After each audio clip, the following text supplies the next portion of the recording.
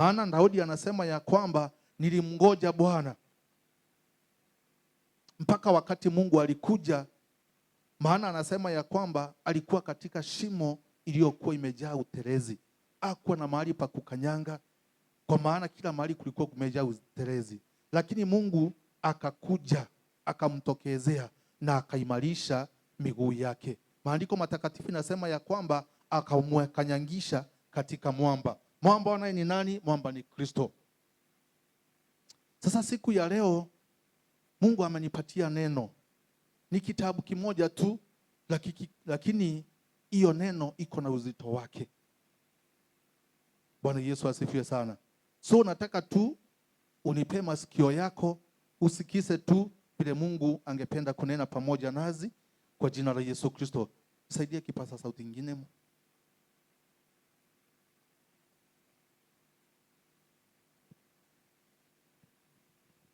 Thank you. Mchungaji, tunahubiri na wewe ukiwa mahali hapa kwa jina la Yesu Kristo. So ningependa tu tuingie kwa maandiko mara moja. Hata kama masaa yamekimbia, wewe usijali na masaa, kwa maana neno moja tu ambalo litokao katika kinywa cha mwana cha Mungu linaweza kukusukuma miaka mingi. Bwana Yesu asifiwe sana. So ningependa tusome katika kitabu cha Luka Mtakatifu. Luka Mtakatifu chapter 1. Luka Mtakatifu chapter 1.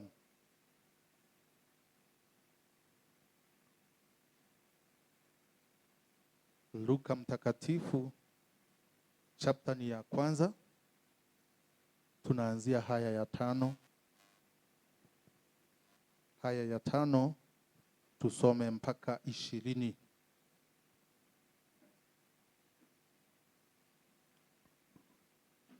Luka chapter number 1 verse 5. Zamani za Herode mfalme wa Uyahudi, palikuwa na kuhani mmoja jina lake Zekaria. Na zamu ya Abiya na mkewe alikuwa mmojawapo wa uzao wa Haruni, jina lake ni Elizabeth. Na wote wawili walikuwa wenye haki mbele za Mungu, wakiendelea katika amri zote za Bwana na maagizo yake bila lawama. 7. Nao walikuwa hawana mtoto, maana Elizabeth alikuwa tasa, na wote wawili ni wazee sana. Basi ikawa alipokuwa akifanya kazi ya ukuhani katika taratibu ya zamu yake mbele za Mungu, kama ilivyokuwa desturi ya ukuhani, kula ilimwangukia. Akaingia katika hekalu la Bwana ili kufukiza uvumba. 10. Na makutano yote ya watu walikuwa wakisali nje saa ya kufukiza uvumba. Akatokewa na malaika wa Bwana amesimama upande wa kiume wa madhabahu ya kufukizia. 12. Zekaria akamuona alipofadhaika, hofu ikamuingia. Lakini yule malaika akamwambia, usiogope Zekaria, maana dua yako imesikiwa, na mkeo Elizabeti atakuzalia mtoto mwanaume, na jina lake utamuita Yohana. 14. Nawe utakuwa na furaha na shangwe, na watu wengi watakufurahia kuzaliwa kwake. 15. Kwa sababu atakuwa mkuu mbele za Bwana, hata kunywa divai wala kileo, naye atajazwa Roho Mtakatifu hata tangu tumboni mama yake. Na wengi katika Waisraeli atawarejesha kwa Bwana Mungu wao. 17. Naye atatangulia mbele zake katika roho ya Eliya na nguvu zake, ili kuigeuza mioyo ya baba iwaelekee watoto, na kuatilia wazi akili za wenye haki, na kumwekea Bwana tayari watu waliotengenezwa. 18. Zekaria akamwambia malaika, nitajueje neno hilo? Maana mimi ni mzee na mke wangu ni mkongwe. kwa siku nyingi. Malaika akamjibu akamwambia, mimi ni Gabrieli, nisimamaye mbele za Mungu, nami nimetumwa niseme nawe na kukupasha habari hizi njema. 20. Hivyo tufikie mpaka hapo. Bwana Yesu asifiwe sana. Ninashukuru Mungu saa 7 ya leo kwa sababu ya neno lake. Maandiko matakatifu inasema ya kwamba palikuwa na mtu mmoja alikuwa anaitwa Sakaraya. Bwana Yesu asifiwe sana. Sakaraya, maandiko inasema ya kwamba alikuwa ni mtumishi wa Mungu. Na pia hata kama alikuwa mtumishi wa Mungu, alikuwa na mke wake ambaye walikuwa wanafanya naye kazi ya Mungu, ambaye alikuwa anaitwa Elisabeti. Ninashukuru Mungu kwa maana huyu Sakaraya alianza kumtumikia Mungu akiwa mtu mchanga, ama akiwa bado hangali young, hakuwa amezeeka. Lakini maandiko matakatifu inasema ya kwamba wakati hii maandiko imeandikika, maandiko inasema ya kwamba alikuwa amezeeka, miaka ilikuwa imesonga. Biblia inasema ya kwamba baada ya kuwa mke wake Elisabeti alikuwa tasa, kwa hivyo hawakuwa na mtoto yoyote. Na pia hata kama walikuwa hawana mtoto, hii haikuzuia watumikie Mungu. Bwana Yesu asifiwe sana. Ninashukuru Mungu kwa maana Sakaraya pamoja na kuwa hakuwa na mtoto, hii haikuzuia aweze kumtumikia Mungu. Maandiko inatufunza namna gani? Inaweza kuwa uko mahali hapo, inaweza kuwa kuna mambo fulani ambayo yamekusukuma, yamekusumbua muda mrefu, na maybe haujafikia wakati kama huu. Sakaraya alikuwa na miaka 80 lakini maandiko nasema ya kwamba pamoja na kuwa na hiyo miaka yote, yeye hakuwa na mtoto. Lakini pamoja na kuwa hakuwa na mtoto, hakuacha kumtumikia Mungu. Kitu ambacho ningependa uweze kushika siku ya leo ni kwamba shida inaweza kuja ikutokea na ikusukume. Maybe usikubali ikutoe katika uwepo wa Bwana ama ikutoe katika mpangilio wa Mungu, kwa maana saa nyingine shida zinakuja na zinatukumba tukiwa wanadamu. Ndio maana nimetangulia kuambia ya kwamba Daudi na akasema ya kwamba hata kama alikuwa katika shimo ya utelezi na alimngojea Bwana. Bwana Yesu asifiwe sana. Ninashukuru Mungu kwa maana Sakaraya ananifunza, ama pia wewe akufunza siku ya leo mambo kuhusu kumngojea Bwana. Bwana Yesu asifiwe sana. Unaweza piga mahesabu yako kidogo tu, maana maandiko inasema ya kwamba mahali alikuwa amefika alikuwa na miaka 80. Maybe tuseme alioa akiwa na miaka 30. Ukiangalia unaona alikaa katika hali ya kumtumikia Mungu miaka 50 na bado hakuwa na mtoto.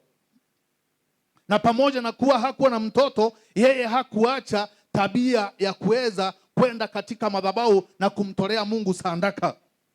Mpendwa wangu ama rafiki yangu ama ndugu yangu ama dada yangu, saa 7 ya leo ningependa tu uelewe kazi ya kumtumikia Mungu haikuangi tu rahisi, lakini lazima ujitolee na moyo wako na uamue kutoka ndani ya moyo wako ya kwamba hata mambo yakiwa magumu, hata mambo yakiwa namna gani, wewe hautaacha kumtumikia Mungu. Bwana Yesu asifiwe sana. Elisabeti, miaka ikasonga, uzee ukaendelea kuja. Watu kwa kijiji wakamcheka, watu wakamuongea, lakini yeye pamoja na hayo yote na kudharauliwa kwote, yeye hakuacha kumtumikia Mungu. Ninashukuru jina la Bwana. Kile kinatufanya saa nyingine tukoshe baraka za Mungu ama tutoke katika mipangilio ya Mungu ni saa ile unaona kana kwamba Mungu amekaakaa, unaona kana kwamba Mungu hakuji.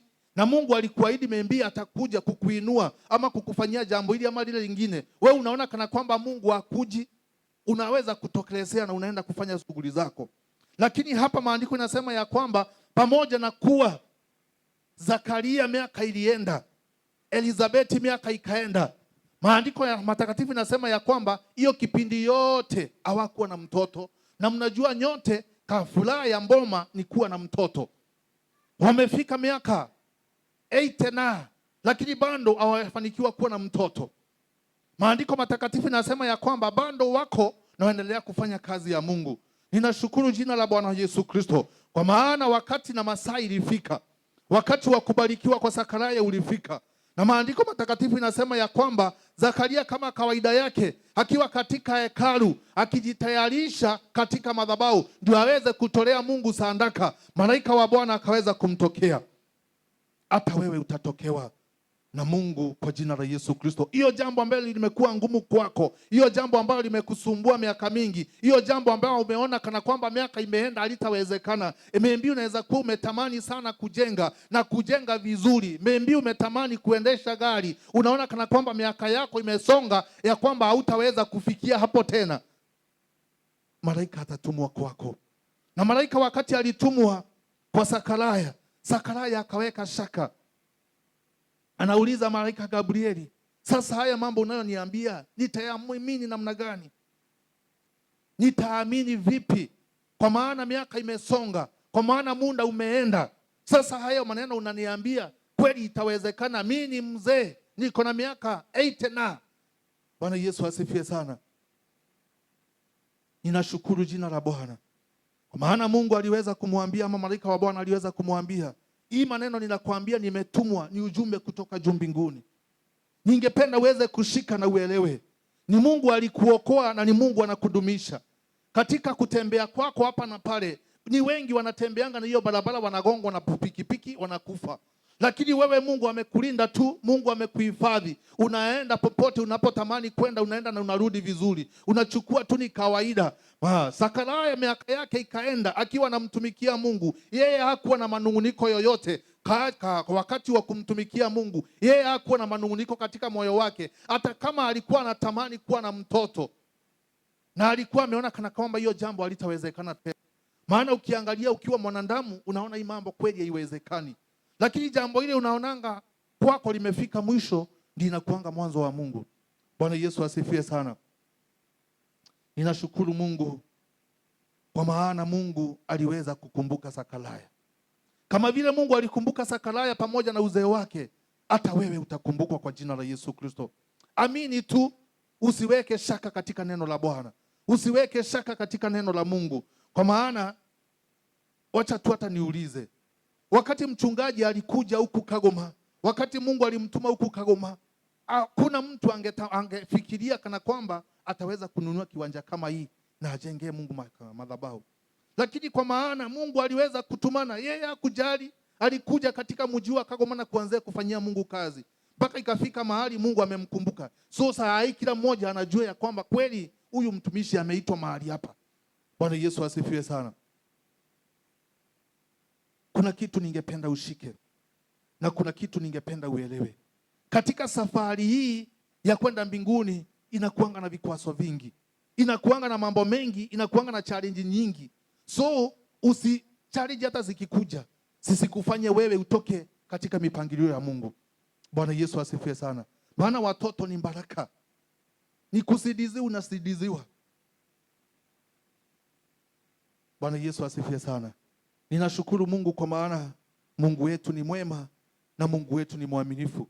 Wakati malaika aliangalia na akaona ameweza kufikisha ujumbe kwa mtumishi wa Mungu Sakaraya, na Sakaraya naye ameweka doubt, malaika akamwambia, mke wako atashika mimba na kisha ataweza kupata mtoto, na sio mtoto tu bali atakuwa ni mtoto wa kiume, na jina lake utamuita Yohana. Bwana Yesu asifiwe sana. So malaika alikuwa ametumwa na message imejaa, imekamilika. Sio jina atatafuta tena, jina pia ilikuwa imetoka juu. Saa ingine kucheleweshwa sio kunyimwa. Unaweza ona kana kwamba masaa imeenda na muda umeenda, unaona kana kwamba Mungu alikusahau. Angalia wakati wa Lazarus. Lazaro akagonjeka na akafinyiliwa sana.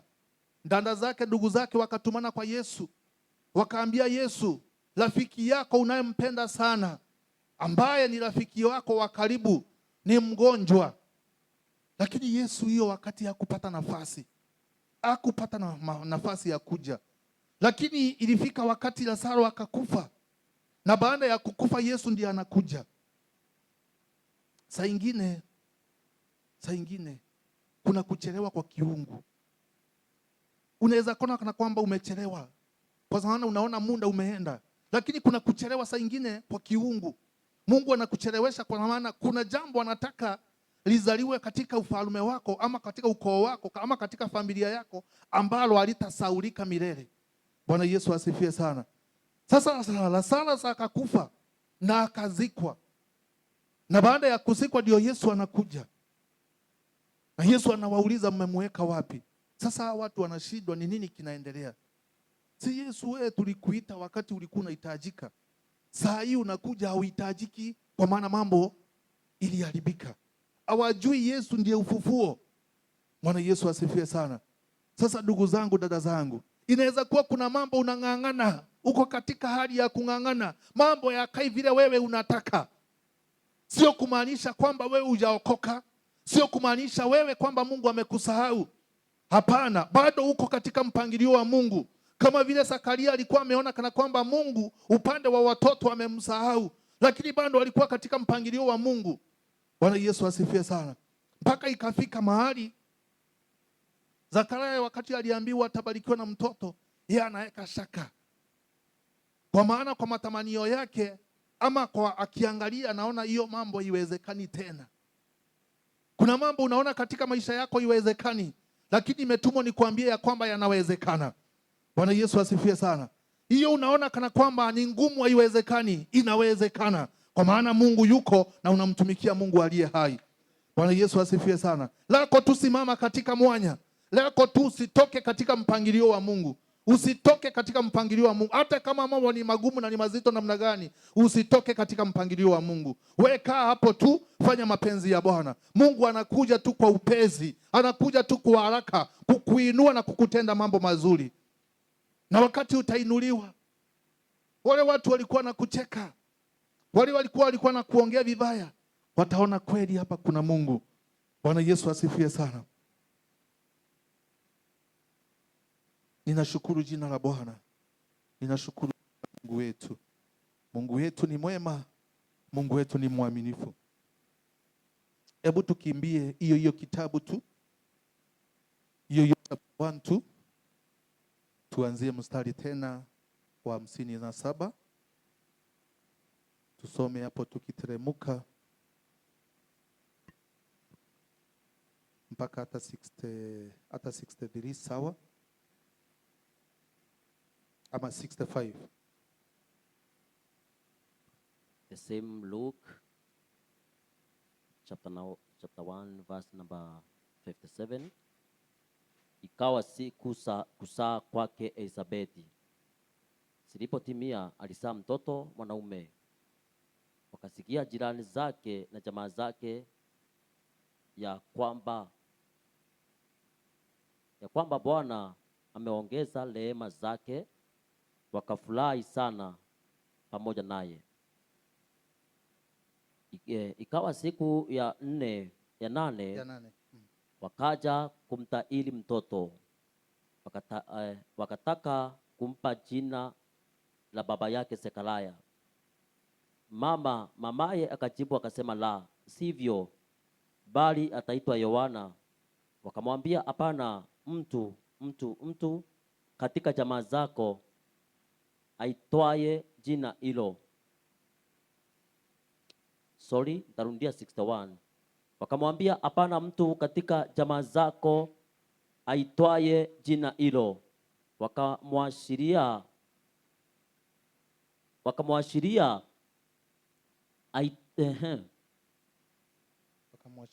Wakamwashiria babaye wajue atakavyo kumwita. Akataka kibao, akaandika ya kwamba jina lake ni Yohana. Wakastaajabu wote. Papo hapo kinywa chake kikafunguliwa na ulimi wake pia, akaanza kunena akimsifu Mungu. 65. Wakaingiwa na hofu wote waliokuwa wakikaa karibu nao, na mambo hayo yote yakatangazwa katika nchi yote ya milima ya Uyahudi. Bwana Yesu asifiwe sana. Ninashukuru jina la Mungu wetu. Sijui kana kwamba wewe umeweza kujisomea uweze kuelewa ni nini maandiko inaweza kutufunza. Lakini nataka nikuambie ya kwamba maandiko matakatifu inataka kutufunza ya kwamba ilifika wakati wa Elisabeti sasa kupata mtoto. Na wakati Elisabeti ilifika wakati wa kupata mtoto na akaweza kubarikiwa kuwa na mtoto. kijiji kizima wakaweza kufurahia na wakaona kweli Mungu ameweza kumkumbuka Zakaria. Bwana Yesu asifiwe sana. Angalia, majirani sasa wameanza kukuja na kufurahia baraka ambazo Zakaria ameweza kupewa na Mungu.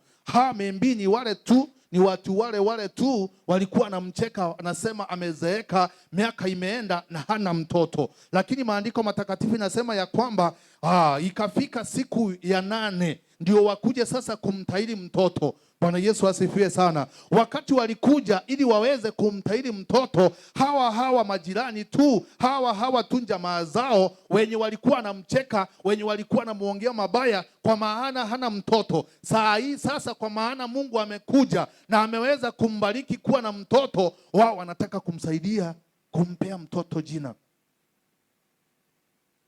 Jina nzuri inatoka kwa Bwana. Bwana Yesu asifiwe sana. Ninashukuru Mungu kwa maana wakati walitaka kumpa mtoto jina, walitaka kumpa jina ambayo inafanana na baba yake. Kwa maana baba yake alikaa muda mrefu bila kupata mtoto. So wanataka hata huyu mtoto aitwe jina kama ya baba yake, ndio matendo yake yafanane na ya baba yake. Hawajui ya kwamba huyu ni mtoto amepeanwa na Mungu. Huyu ni baraka ambazo zimetoka kwa Mungu. Watu wanakuona ambaye umebarikiwa, wanataka kuingilia katika hizo baraka zako. Hawajui kana kwamba hizi baraka zimetoka juu, zimeachiliwa na Mungu mwenyewe. Bwana Yesu asifiwe sana. Na wakaanza kumlazimisha mama mtoto wamuite jina Zakaria kama baba yake. Kwa nini hawa majirani wanataka, ama wameambia watu wa jamii yao, wanataka kulazimisha mama yake ya huyu mtoto ya kwamba haitwe Zakaria kama baba yake? Kwa maana wataki kuona huyu familia ikiendelea, wataki kuona hii familia ikifanikiwa. Wanataka tu hii familia ikae miaka ingine mingi bila kufanikiwa ama kuendelea. Bwana Yesu asifiwe sana. Wakati unapomtumikia Mungu, wewe tumainia Mungu peke yake, wachana na watu. Hata kama ni watu wa jamii yenu, wachana na wao. Kwa maana kufanikiwa kwako ni dhiki kwao, kwa maana hawataki kuona wewe ukiendelea. Maandiko matakatifu nasema ya kwamba kwa maana mtoto alikuwa mdogo, angeweza kujitetea, angeweza kunena. Baba yake mtoto hiyo wakati alikuwa amefungwa na malaika, hakuwa anaweza kunena, maana malaika alimwambia, kwa maana umeweka shaka kwa sababu ya jambo hili, hautaongea mpaka wakati mtoto ataweza kuzaliwa. Bwana Yesu asifiwe sana. Wakati Mungu alikuwa ananipea hili neno, Mungu akaweza kunisaidia kuelewa. Saa ingine wakati Mungu ameweza kukubariki na umeona kabisa hii ni baraka kutoka kwa Mungu, usikubali mtu yoyote kuchezea baraka ambayo Mungu ameweza kukubariki mwenyewe. Bwana Yesu asifiwe sana. Familia yao ya kina Zakaria wanamwambia ya kwamba ili jina unaita mtoto ama ili jina unaleta ambalo ni Yohana, hakuna mtu katika ukoo wetu asawa aitwa jina kama hili. Hakuna mtu katika jamii yetu hatujaisikia jina kama hili. Hii jina umetoa wapi? Hatutambui jina kama hili. Bwana Yesu asifiwe sana. Kwa maana jina nalo limetoka juu. Wewe tii sauti ya Mungu, wachana na watu. Bwana Yesu asifiwe sana. Ninashukuru Mungu kwa maana mama yake mtoto aliwaambia, malaika wa Bwana alisema huyu mtoto aitwe Yohana. Angalia kucheleweshwa kwa Zakaria kupata mtoto. Kumbe ndiye alikuwa abebe mtoto, ndiye alikuwa azae mtoto mwenye atakuja kutengeneza njia ya Yesu Kristo kuja duniani. Inaweza kuwa membia huelewi, kuna mambo fulani umecheleweshwa. Unatamani sana yatimie wakati huu, lakini Mungu naye anaona muda bado. Mungu anaona muda bado, wakati bado, lakini wewe unaona wakati wako ndio huu. Hii sawa. Wewe omba Mungu akikufanikisha sawa, lakini usitoke katika mipangilio ya Mungu. Usitoke katika njia za Mungu. Bwana Yesu asifiwe sana. Kwa nini walitamani kumuita mwana mtoto Zakaria? Ni kwa nini? Iko na maana nyingi. Iko na maana nyingi. Maybe inaweza kuwa katika familia yenu mchungaji. Maybe hakuna mtu asawa yetembea na gari. So wanataka kukuita jina yenye itakudindimisha, yenye haitaleta mafanikio katika familia yenu. Maybe katika familia yenu hamjaipata mtu mwenye amesoma sana, mtu amesawa haikuwa na degree. So jina yenye wanataka kukubandika ni jina yenye hautafika mahali. Bwana Yesu asifiwe sana. Mungu atusaidie na Mungu atuelekeze. Ninashukuru jina la Baba yetu. Ninashukuru jina la Mungu wetu. Kwa maana Mungu wetu ametupangia mipango mizuri. Mungu ametupangia mipango mema. Ni letu tuweze kukubali na kungojea Mungu bila haraka. Tuwe na subira, tukae hapo miguuni pa Bwana. Ndugu zangu, dada zangu, kubali tu kungojea Bwana. Kubali tu kutembea na Mungu. Zekaria akakubali kungojea Mungu. Akakaa katika hekalu akitoa dhabihu zake akingojea Mungu. Mpaka wakati ukifika Mungu akaweza kumkumbuka. Hata wewe unaenda kukumbukwa kwa jina la Yesu Kristo. Inaweza kuwa katika familia yenu ama katika ukoo wenu hakujaitoka mtu kiongozi katika serikali. Na ndio maana wanataka kukuita jina yenye litakudidimisha kwamba hautawahi inuliwa. Maana Zekaria miaka 80 ni miaka mingi sana. Ni miaka mingi. Uzee umekuja na hiyo wakati hakuna mambo mengi utaweza kufanya. Lakini we kubali tu Mungu aweze kukutumia. Kubali tu mipango ya Mungu. Kubali kukaa katika mpangilio wa Kristo kwa jina la Yesu Kristo. Kwa maana saa ingine watu wa jamii hawafurahii saa ile umefanikiwa. Wanatakanga kusikia ukiwa na shida ndio anaweza kucheka. Wanasikia uko na shida fulani ndio waweze kukucheka. Lakini saa ile unanunua maplot, saa ile unatembea na magari mazuri, saa ile unajenga vizuri, saa ile unasoma unakuwa na madigrii yako, hawataki kusikia. Ndio maana wanataka kukuita jina ambayo haina matumaini, jina ambalo haiwezi kukupeleka mahali. Bwana Yesu asifiwe sana. Ninashukuru Mungu kwa maana hata kama Zekaria alicheleweshwa, alikuwa amebeba hatima kubwa kwa jina la Yesu Kristo. Inaweza kuwa uko hapo tu, mambo imekuwa magumu kwako. Maandiko matakatifu nasema ya kwamba we usimwache Mungu. Usiache tu kumtumikia Mungu. Usiache tu kufanya kazi ya Mungu. We fanya mapenzi ya Mungu. Siku moja tu inakuja. Siku yako tu inakuja. Bwana Yesu asifiwe sana.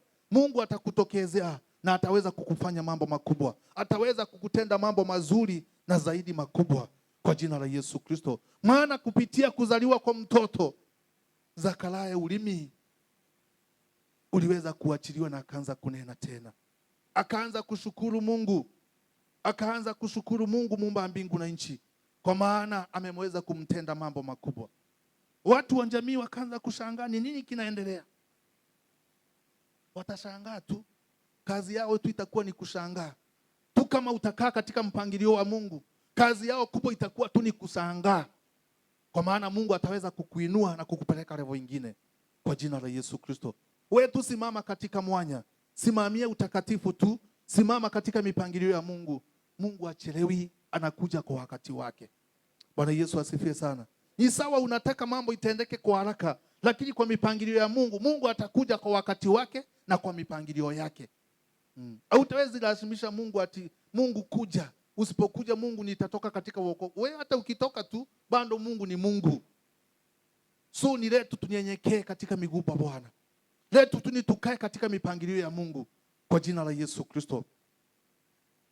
Wakati Mungu alikuwa ananipa hili neno, wengi wetu wanachoka kumngojea Mungu. Unafunga ukimngojea Mungu, unaona kana kwamba Mungu hakuji. Unasema kwa maana Mungu anisaidii, wacha niende nikajisaidie. Huko unaenda ndugu yangu, dada yangu, utakufa. Kwa maana hujatembea na Mungu. Huko ni wewe na ni wewe, si Mungu ako hapo. Wewe ngojea Mungu tu. Ngojea Mungu. Mungu wetu ni mkuu na hakuna mwingine kama yeye. Bwana Yesu asifiwe sana. Hebu jaribu kupiga hiyo, uweke hayo kwa mawazo. Mtu ako na miaka 80 na anaambiwa atapata mtoto. Ukiangalia hiyo mambo unaona kana kwamba iwezekani. Lakini kwa Mungu tu ni kitu kadogo tu. Kwa Mungu ni kitu kadogo tu. Na maybe umengoja Mungu na Mungu amekuja. Na ameweza kukutendea hilo ambalo ulikuwa unataka. Usikubali mtu yoyote kuingilia Mungu akupe hekima ya kulinda ambacho ameweza kukupatia. Kwa maana mama yake Yohana angekubali wazazi wake ama familia yao wamuitie mtoto jina, sioni kana kwamba hiyo maono haingefikiana. Lakini kwa maana Mungu alikuwa ameongea na alikuwa amepeana instruction vile kutafanyika, ninashukuru kwa maana Elizabeth hakuwapea nafasi. Wakati walisema tu tumuite Zakaria kama baba yake, aliwaambia hapana. Wakati alileta hilo jina, akaanza kumwambia, tangu lini Mmeru aitwa jina ya Kijaluo? Tangu lini Mjaluo aitwa jina la Kimeru? Lakini kwa maana limetoka juu, wewe muite hivyo na utosheke. Ninashukuru Mungu kwa maana Mungu alitumia njia ndefu, lakini mpaka wa leo tunakumbuka familia ya Sakalaya. Bwana Yesu asifiwe sana. Na wewe Mungu akukumbuke kwa jina la Yesu Kristo. At least uweke legacy katika familia yenu, katika jamii yenu kwa jina la Yesu Kristo. Haijalishi kwamba kwa familia yenu hakuna mtu asawa ibarikiwa. Wacha washuhudie ya kwamba wewe Mungu amekubariki. Wacha washuhudie ya kwamba wewe Mungu amekuinua kwa jina la Yesu Kristo. Wacha washuhudie ya kwamba wewe unakaa maisha mazuri kwa ajili ya Bwana kwa jina la Yesu Kristo. Na wewe usijali hata wakisema wewe sijui wewe ni ndeboshe, bora tu unajua tu ni Mungu amekufanikisha. Wewe kaa hapo tu, furahia wema wa Bwana kwa jina la Yesu Kristo. Mungu wetu ni mwema na Mungu wetu ni mwaminifu. Wapendwa wangu, wapendwa wa Mungu, msitoke katika mipangilio ya Mungu. Tukaeni tu kama Daudi. Daudi anasema na nilimngoja Bwana. Wakati hiyo Daudi anasema hivyo, mambo imemsukuma sana, mambo imemfinyilia, lakini pamoja na yote akangojea Mungu. Hata kama mambo ni magumu, uko nyumbani, uko kazini, we mngojee Bwana. Mungu anakuja na Mungu anakutenda mambo mazuri kwa jina la Yesu Kristo. Bwana Yesu asifiwe sana.